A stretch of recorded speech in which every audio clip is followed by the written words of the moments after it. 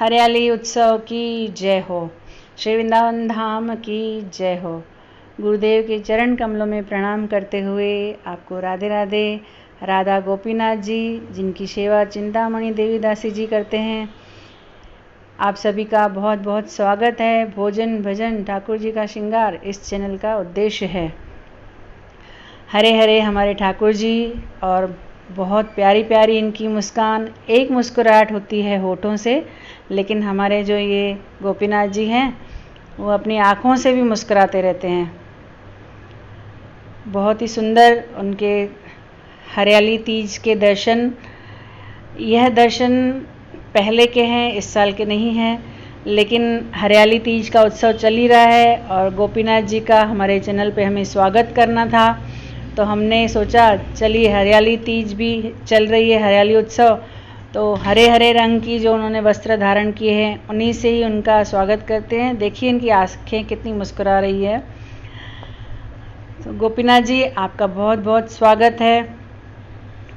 और एक गोपीनाथ इससे पहले हम देख चुके हैं, उनके दर्शन हमारे खामला महाराष्ट्र के गोपीनाथ जी के दर्शन, जिनके हमने स्काई ब्लू और ब्लैक कलर ड्रेस में दर्शन डाले थे। बहुत ही सुंदर ठाकुर जी, सभी ठाकुर जी अपने अपने हिसाब से बहुत सुंदर हैं। हम किसी को ऐसे नहीं कह सकते हैं कि ये सुंदर नहीं है या वो सुंदर नहीं है, लेकिन आप अगर ध्यान से देखेंगे तो हर ठाकुर जी का चेहरा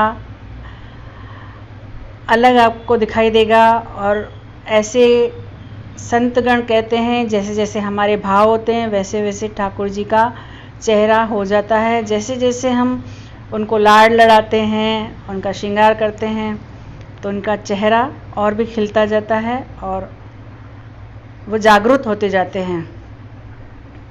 तो गोपीनाथ जी बहुत प्यारे हमारे। राधा रानी, राधे तुम मेरी स्वामिनी, मैं राधे तेरो दास, जन्म जन्म मोहे दीजियो, श्री वृंदावन को वास, राधे श्री वृंदावन को वास। इच्छा तो यही है मन की, बाकी राधा रानी ज़्यादा जाने मेरी भलाई किस में है। और जो हमारे गोपीनाथ जी हैं उनको 56 भोग का बहुत ही उमंग उत्साह रहता है। हमेशा अपने घर में कीर्तन कराते रहते हैं, 56 भोग लगाते रहते हैं उनके भक्तगण। उनको एक यह है कि ठाकुर जी को 56 भोग क्यों लगाया जाता है, यह प्रथा कब से शुरू हुई और इसमें कौन कौन से हमें पदार्थ बनाने चाहिए और यह उत्सव कब मनाया जाता है, तो इन सब के जिज्ञासा के हम जानेंगे और साथ साथ में दर्शन भी करेंगे 56 भोग के। इसमें बहुत 56 से ज़्यादा ही भोग अर्पण किए गए हैं गोपीनाथ जी को, और साथ साथ में हम ये भी देखेंगे कि उनको कौन से भोग लगाते हैं। वैसे ये त्यौहार दिवाली के दूसरे दिन अन्नकूट के रूप में मनाया जाता है, या हम जब अपने घर में श्रीमद् भागवत का पाठ कराते हैं तो उसमें यह लीला आती है, तब हम 56 भोग ठाकुर जी को हम लगाना ही चाहिए। अब हम देखते हैं कि क्या क्या भोग लगाना चाहिए। भात, दाल, चटनी, कड़ी, दही, साग, कड़ी, श्रीखंड, शरबत, बाटी, मुरब्बा, शक्करा युक्त त्रिकोणी, बड़े, मठरी, फैनी, पूरी, खजला, घेवर, मालपुड़ा, छोला, जलेबी, मेसू, रसगुल्ला, पकी हुई चंद्रकला जैसी पापड़ी होती है, महारायता, थूली, लौंगपुरी, खूरमा, दलिया, परीखा, सौंफ युक्त मसाले, बिलसारू, लड्डू, साग, अघोनी, अचार, मोठ, खीर, दही, गाय का घी, मक्खन, मलाई, रबड़ी, पापड़, शीरा, लस्सी, सुअत, संघात यानी मोहन, सुफला यानी सुपारी, सीता, इलायची, फल, तांबुल, मोहन भोग, लवण, काश्य, मधुर, तिक्त, कटु और अम्ल यानी सब प्रकार के भोग हम ठाकुर जी को हमें लगाने चाहिए। खट्टे, मीठे, रसयुक्त, इस तरह के तले हुए। और यह प्रथा शुरू हुई। अब हम सुनते हैं कब से यह प्रथा शुरू हुई।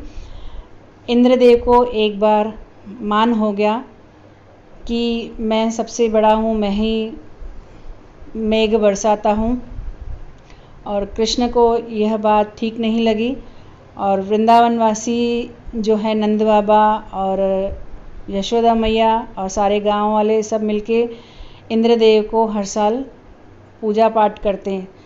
तो जब कृष्ण थोड़े बड़े हुए तो उन्होंने बाबा से पूछा, बाबा ये हर साल आप क्या करते हैं? तो उन्होंने कहा कि हम इंद्र की पूजा करते हैं।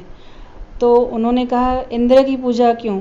जो हमें सब कुछ देते हैं, गोवर्धन महाराज हमें इतनी छाया देते हैं, उनमें इतने वृक्ष है, वो हमें फल देते हैं, हमें उनकी पूजा करनी चाहिए। नंद बाबा नहीं मान रहे थे। कृष्ण ने जैसे तैसे उनको मनाया। विस्तार से कथा है, हम थोड़ा शॉर्ट में सुनेंगे। बाबा को कृष्ण के आगे हार माननी पड़ी। उन्होंने सारे भोग जो है वह गोवर्धन महाराज को लगाए। इधर से इंद्र ने बहुत क्रोध किया और बहुत मूसलधार वर्षा शुरू हो गई। ब्रज के सारे गांव के गांव बह गए, गैया मैया बह गई, कई लोगों के घर बह गए। तब कृष्ण ने क्या किया, सबको लेकर गोवर्धन महाराज के पास आ गए और अपनी दाएं उंगली की आखिरी वाली उंगली जो है उस पर गोवर्धन महाराज को उठा लिया और सबको उनकी छत्र छाया में ले लिया। और सभी ग्वाल बाल सखा सखियाँ ग्वालों ने सब वो भी लाठी की सहायता से कहा हम भी सहायता करते हैं। इस तरह से उन्होंने भी लगा दिया। लेकिन कृष्ण हमारे इस परिस्थिति में भी अपने हंसी मजाक ठिठोले नहीं छोड़ते हैं।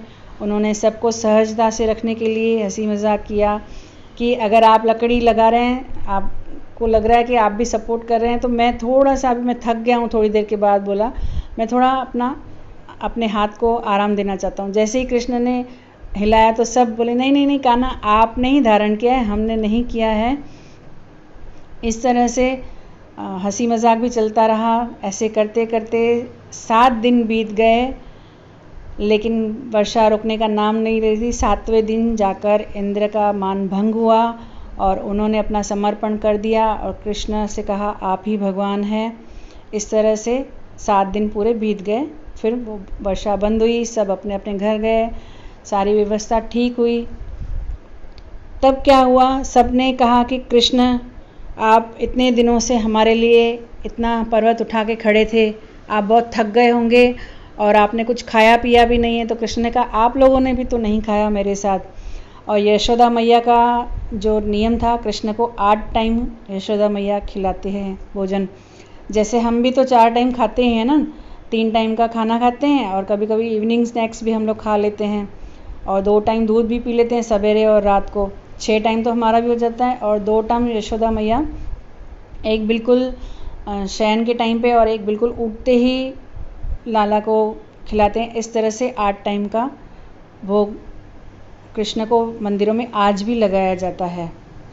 तब क्या हुआ, सबने अपने अपने घर से बहुत सारे पकवान, जैसे आप यहाँ पर देख रहे हैं, अपने अपने घर से पकवान बना कर आए, बहुत सारी डिशेस बना कर आए और सबने कृष्ण ने सबको एकत्रित किया और गिरिराज महाराज को भोग लगाया, उनकी पूजा की और फिर सब खाया, सभी ने मिलके खाया।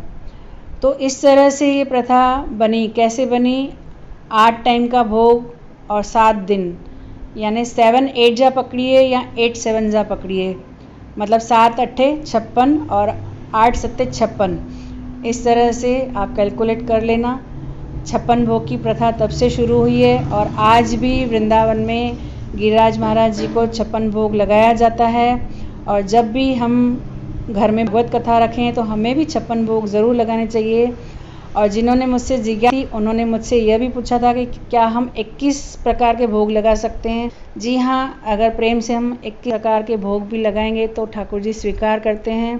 अपन क्या 108 भोग लगाएंगे, लेकिन हमारा उसमें प्रेम नहीं होगा तो ठाकुर जी नहीं खाने वाले हैं। तो जितना हमारा ऐसे प्रेम से हो, बाकी कुछ प्रथाएं ऐसे होती है वह हमें निभानी चाहिए किसी भी तरह से, किसी की मदद लेकर, ठाकुर जी से याचना करके अपना बंदोबस्त खुद ही करते हैं। इस तरह से छप्पन भोग की प्रथा शुरू हुई और छप्पन भोग लगाना चाहिए। हम एक बार ट्रैवलिंग कर रहे थे तो ट्रेन रुक गई, बहुत बोर हो रहे थे, बात से बात निकली तो मैंने सबको ये कथा सुनाई। बात से बात निकलती है तो पास में एक वास्तु वाले भी बैठे थे, वास्तु शास्त्र का ज्ञान था। उन्होंने बहुत मेरे गुरु महाराज की सराहना की कि आप धन्य हैं, आपको इतने अच्छे गुरु महाराज मिले हैं कि आपको एक एक चीज़ डीपली बताते हैं। तो उन्होंने बताया वास्तु के हिसाब से भी अगर हमें कोई घर में तकलीफ़ है, वैसे शरणागति जो भक्त होते हैं वह इन बातों को नहीं मानते हैं। वह हर बात में क्या बोलते हैं, कृष्ण कृपा कृष्ण इच्छा, गुरु कृपा गुरु इच्छा, जो हो रहा है अच्छे के लिए हो रहा है। लेकिन फिर भी अगर कोई लगाना चाहता है तो इसे अपने घर में लगा सकता है। जैसे कृष्ण ने सबको अपनी शरण में लिया, अपनी छत्र छाया में रखा, तो यह तस्वीर घर में लगाने से उन्होंने मुझे बताया कि सब कष्ट कलेश निकल जाते हैं। तो बहुत सुंदर ऐसे छप्पन भोग की हमने कथा सुनी और बहुत आनंद आया। ऐसे लग रहा था गोपीनाथ जी को सामने बैठ के हम सुना रहे हैं और गोपीनाथ जी भी बहुत खुश हो रहे हैं। और चिंतामणि देवी दासी जी के घर कीर्तन बहुत सुंदर हो रहा था, लेकिन कथा सुनाने की वजह से हम आगे लास्ट में उनका कीर्तन ज़रूर सुनेंगे। बहुत अच्छा उनका कीर्तन था। ये इनके एक और वस्त्र उन्होंने दूसरी बार जब भी कीर्तन करवाया था तब के हैं। ऐसे 3-4 बार के मिक्स करके ये वीडियो डाला गया है। और गुरु महाराज के चरणों में प्रणाम करते हुए, जैसे टूटा फूटा मैं बोल पाई, जैसे प्ले ग्रुप में बच्चा जाता है बोलना सीखता है, वैसे ही मैं बोलने का प्रयास कर रही हूँ। अभी तक मेरी नर्सरी में भी एडमिशन नहीं हुई है। गुरु महाराज कृपा करेंगे और अपनी कृपा सदैव मुझ पर यूं ही अपने हस्त कमल जो मेरे सर के ऊपर रखेंगे, उनसे याचना और गोपीनाथ जी के चरणों में प्रणाम। फिर से उनकी एक अगली जिज्ञासा के साथ हम मिलेंगे। अब कीर्तन का आनंद लेते हैं।